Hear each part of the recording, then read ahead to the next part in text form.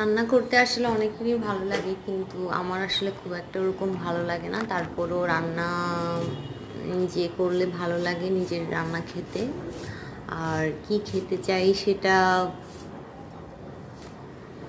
যখন রান্না করি তখন মানে যেটা খেতে ইচ্ছে করে ওইটাই রান্না করি। সে কারণে আসলে নিজের রান্না করা, তাছাড়া রান্না করাটা খুব একটা আমি এনজয় করি না। এখানে কিছু পেঁয়াজ কেটে নিচ্ছি। আজকে মূলত হচ্ছে একটু পোলাও রান্না করব। প্রথমে এখানে হচ্ছে কিছু তেল দিয়ে নিলাম গরম করে। গরম করার পরে এখানে আমি কিছু এলাচ দিয়ে দিব, এলাচ দারচিনি এগুলো দিয়ে দিব। তারপরে হচ্ছে এলাচ দারচিনির পরে হচ্ছে তেজপাতা দিয়ে দিব।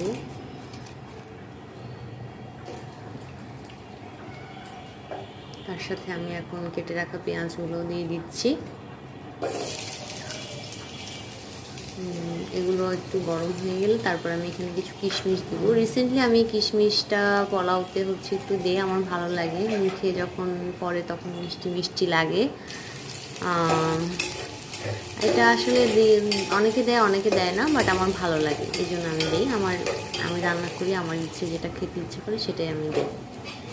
ওকে, তারপরে হচ্ছে কিশমিশটা দেওয়ার পরে কিছুক্ষণ নাড়াচাড়া করার পরে আমি এখানে কিছু বাটা মশলা দিয়ে দিব। অ্যাকচুয়ালি এটা বাটা না, এটা ব্লেন্ড করা। এখানে হচ্ছে রসুন এবং একটু আদা আছে মিক্স করা, সেটাই দিয়ে দিব আমি 2 চামচের মতো।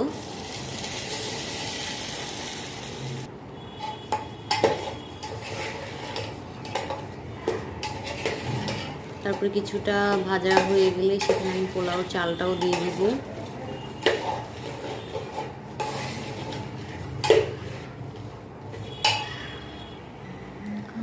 পোলাওর চাল দেওয়ার পরে কিছুক্ষণ আমি ভাজি করি। অনেক সময় আমি একটু সাদা পোলাও খেতে পছন্দ করি, বাট আজকে আমি একটু হালকা ব্রাউন কালারের পোলাওটা, মানে এটা আমি আমার মার কাছে শিখেছি। আমার মার কাছে এই পোলাওটা আমার খুব ভালো লাগে। সাথে হচ্ছে গরম পানি বসিয়ে দিলাম পাশের চুলাতে। পোলাওতে হচ্ছে গরম পানিটা যাতে দিতে পারি সে কারণে এখন পানি দিয়ে দিলাম। এখানে কাঁচামরিচ দিয়ে দিলাম, এখানে ডিম